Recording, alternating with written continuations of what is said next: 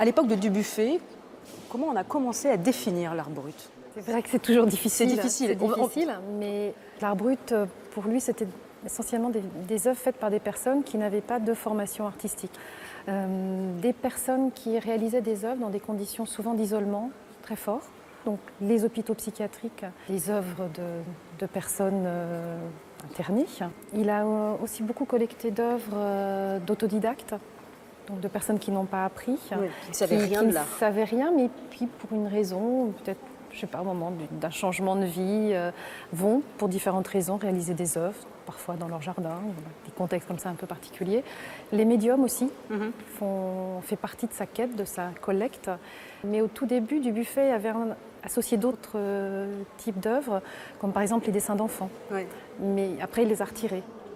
Alors là, on est juste à l'entrée de la collection et on commence par ces statues qui sont vraiment étonnantes. Pourquoi avoir fait ce choix? On arrive, on ne sait pas d'où elles viennent, elles n'ont pas de nom et on commence par ça. L'idée, c'est de se dire que c'est encore possible de regarder des œuvres sans se dire qu'il faut savoir des choses sur elles. Elles sont là, on les regarde, on essaie de les comprendre à partir vraiment de ces œuvres.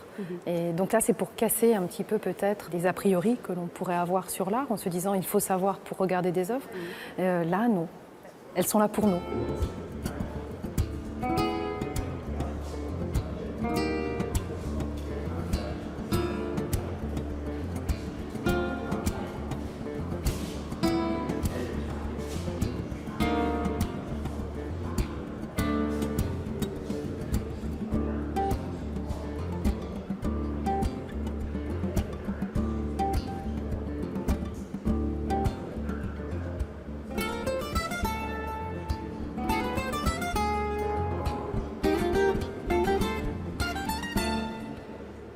Vulgairement, on a tendance à dire que l'art brut, c'est l'art des fous.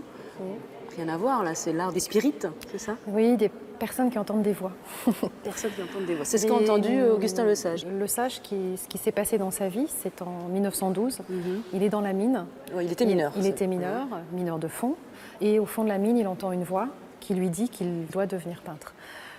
Lui n'avait jamais tenu un pinceau ou un crayon, donc il s'inquiète un peu, il se dit « je suis en train de devenir fou, j'entends des voix ». Et il en parle à un autre mineur, un de ses amis, qui lui pratiquait le spiritisme. Donc Lesage va avec cet ami dans un cercle spirit et il est désigné comme médium, c'est-à-dire c'est lui qui, lors de la séance, va prendre un crayon par une force incontrôlable et il commence à dessiner. Et les voix lui ont dit « c'est bien de dessiner, mais il faut vraiment que tu passes à la peinture ». Donc il a obéi, il a été se commander des toiles, des pinceaux.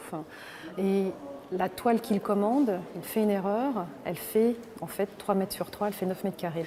Donc il se dit je vais la couper parce que je ne saurais jamais faire ça, c'est trop grand, j'y arriverai pas.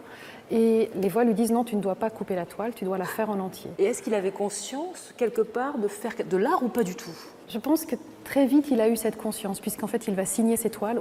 Mais en tout cas il disait que ce n'était pas lui qui décidait des formes, des couleurs, et que c'était toujours les voix qui le guidaient.